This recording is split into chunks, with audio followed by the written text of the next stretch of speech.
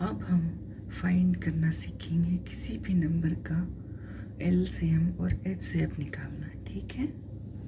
तो सबसे पहले एलसीएम पे आते हैं, एलसीएम, ठीक है। एलसीएम, तो एलसीएम किसी भी नंबर के निकालने के दो मेथड्स है, पर हम मतलब वही कन्वेंशनल मेथड जो अपना ओल्ड वाला है वही पहले वही सीखेंगे। इसमें मेथड 1 क्या है, मान लीजिए कोई नंबर है 24 और 16, तो इसका एलसीएम निकालने के लिए सिंपली इसको 2 से डिवाइड करेंगे तो 12 और ये 8, और इसको 2 से करेंगे तो 6 और 4, फिर 2 से करेंगे तो 3 और 2। अब सबको मल्टीप्लाई कर देना है तो कितना हो जाएगा, 2 इंटू 4 से 8 16 और ये 48, ये 48 हो गया हमारा आंसर। उसी तरह से हमें और भी कोई नंबर जैसे कि 7 और 19 इसका निकालना है एलसीएम। तो हमें देख रहे हैं कि इसमें कोई भी कॉमन टर्म नहीं है, तो क्या करेंगे, सिंपली 7 इंटू 19 को मल्टीप्लाई कर देंगे और इसका आंसर हो जाएगा 133। इतना ही ना होगा,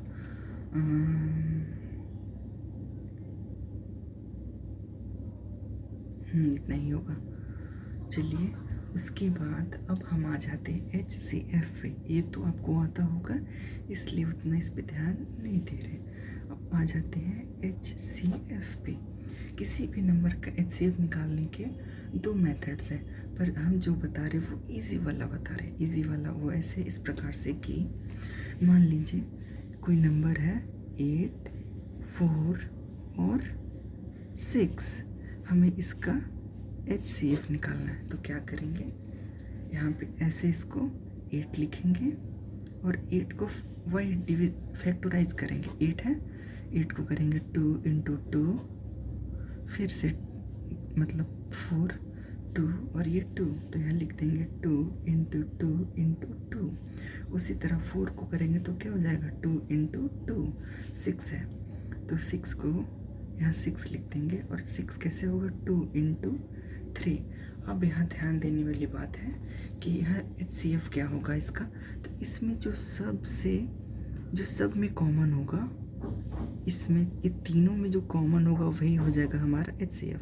तो इन तीनों में हमारा कॉमन दिख रहा है 2, तो एचसीएफ हो जाएगा 2, ठीक है। उसी तरह से एक और क्वेश्चन ले रहे हैं हम, 7, 9 और 12, ठीक है। इसका हमें एचसीएफ निकालना है। क्या करेंगे, 7 हो जाएगा 1 इंटू 7, उसके बाद 9 हो जाएगा 3 इंटू 3, उसके बाद 12 हो जाएगा 2 इंटू 3 इंटू 2, 3 दूना 6 दूना 12, ठीक है। अब हमें ध्यान देना है कि तीनों में कॉमन क्या है, तीनों में कॉमन क्या है। तो हमें दिख रहा है कि तीनों में तो सिर्फ एक ही टर्म कॉमन दिख रहा है, तो कहेंगे वो टर्म कौन सा है। तो देखिए हर एक टर्म में एक छुपा हुआ रहता है, इसमें भी एक छुपा हुआ रहता है। तो इसका एचसीएफ हो जाएगा हमारा ये 1, क्या हो जाएगा, ये 1, एचसीएफ इक्वल्स टू 1, ठीक है। That's it. एक और ले लेते हैं एग्जाम्पल के तौर पे, एक और क्वेश्चन ले रहे हैं, जैसे कि क्या ले लें, हाँ 13, 10 और 20, इसका हमें एचसीएफ फाइंड करना है। तो तीनों में हमें कौन सा टर्म कॉमन दिख रहा है, चलिए देखते हैं। तीनों में हमें दिख रहा है, 13 में दिख रहा है 1 इंटू 13, उसके बाद 10 में दिख रहा है 2 इंटू 5, यहाँ पे 1 तो छुपा हुआ रहता है सब में, और यहाँ 20 में दिख रहा है 1 into 2 into 2 into 5, 5 into 2 10 into 20। तो तीनों में कॉमन हमें फिर से दिख रहा है 1, तो ये बन जाएगा आंसर 1, ठीक है। उसके बाद चलिए एक और लेते हैं, बड़ा वाला इस बार लेते हैं। 20, 15, 25, 30, ठीक है। इसको लिख देंगे यहाँ पे 20, 15, 25, 30। अब हम HCF फाइंड करने का, इसको फैक्टर निकालना है इसका। तो क्या हो जाएगा, 20 को कैसे लिख सकते हैं, 2 इंटू, निकाल कैसे रहे वो दिखा देते हैं हम। जैसे ये 20 है, 20 को 2 से करेंगे तो 10, ये 2 से करेंगे तो 5, ठीक है। 2 इंटू 2 इंटू 5। उसी तरह 15 का करेंगे तो 3 इंटू 5, 3 इंटू 5। उसका इसका हो जाएगा 5 इंटू 5, इसका हो जाएगा 2 इंटू 3 इंटू 5, ठीक है। अब हम तीनों में कॉमन क्या दिख रहा है, तो हमें तीनों में कॉमन दिख रहा है 3, मतलब 5। तो HCF हो जाएगा हमारा 5। और किसी किसी में दो टर्म अगर कॉमन आ जाए, जैसे मान लीजिए कोई ऐसा क्वेश्चन आ गया जिसमें यहाँ पे भी कॉमन आ रहा है और एक यहाँ पे भी कॉमन आ रहा है, तो क्या करेंगे, वो दोनों को मल्टीप्लाई कर देंगे। मान लीजिए इसमें सब में दो कॉमन आ रहा है, यहाँ 5 कॉमन आ रहा है, तो लिखेंगे 2 इंटू 5 बराबर 10, हो जाएगा HCF 10, ठीक है।